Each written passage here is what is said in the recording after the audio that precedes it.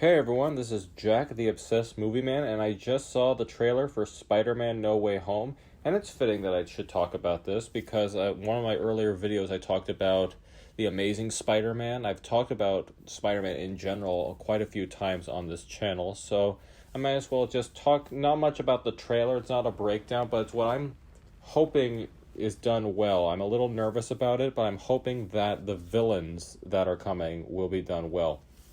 Now, if you haven't looked at the leaks, the trailer itself, or any of what Alfred Molina has said, then there's probably going to be some spoilers here, so you'll be warned.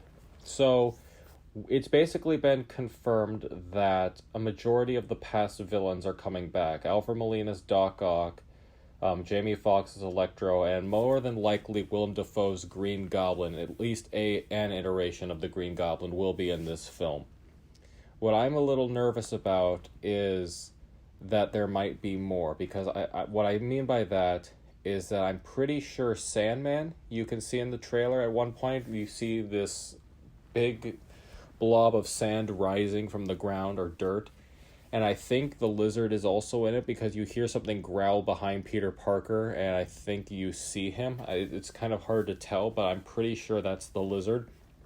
If that's the case, then this might be a version of the Sinister Six. Now that's 5, not 6, but in the Ultimate Comics, which sometimes the movies have delved into, Peter Parker became an unofficial member of the Sinister Six by force, and from the story outlines I've heard where he's trying to get them back to their timeline, or trying to save them in some versions of the storyline, I think he could be the 6th member, or who knows, maybe Mysterio and Vulture are back, whatever.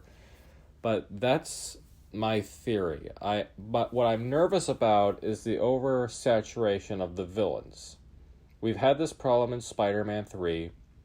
We've had this problem in Amazing Spider-Man 2. And I'm not sure if this was a Sony mandate, a Kevin Feige mandate, or if this is what the director wanted to do. But I am hesitant. I'm optimistic, but I'm also hesitant at the same time, if that makes any sense. I don't know. It's great to see Alfred Molina back.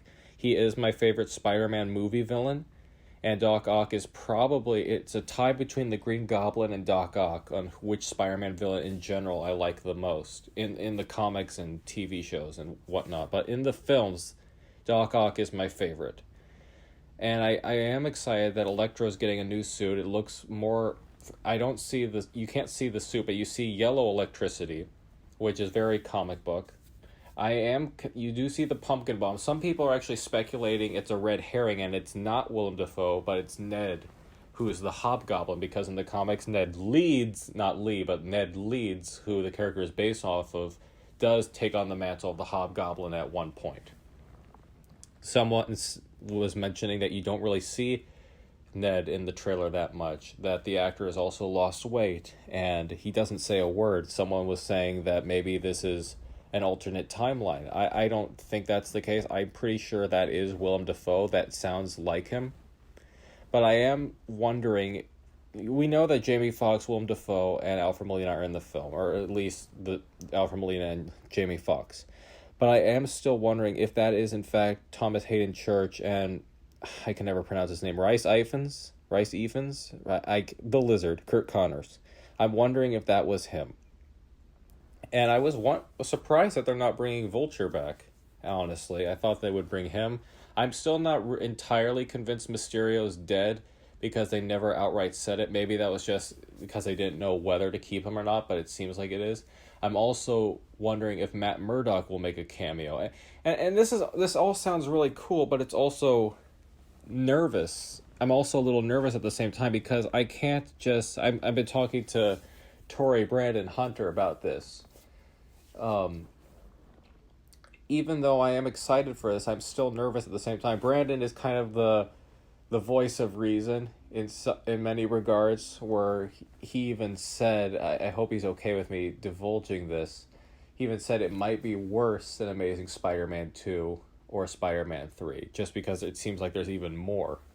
And he does have a good point, because you already have Doctor Strange, Spider-Man, Michelle, Flash, who has blonde hair in the trailer. It looks like Flash at least, but with blonde hair. Because it's like the comics. But I don't know. My theory is that we are getting the Sinister Six. Or at least a version of the Sinister Six. It may not have been what I was expecting with like Vulture, Mysterio, Shocker, and whatnot, but who knows? Maybe this was an even better Sinister Six than what I thought was going to happen. But what are your guys' thoughts? Have you seen the trailer? Have you seen the leak? Have you heard the outline? Can you not wait until Christmas? And don't worry, there is another review coming. There's also another TV recap. Critical and Cynical is not dead. It's just difficult with both COVID and everyone having jobs. But it will arrive. So if we don't get a Critical and Cynical in time for Spider-Man No Way Home, this will probably be it, unless Tori and Brandon decide to make a video for it. Until then, you guys take care. This is OMM, signing out.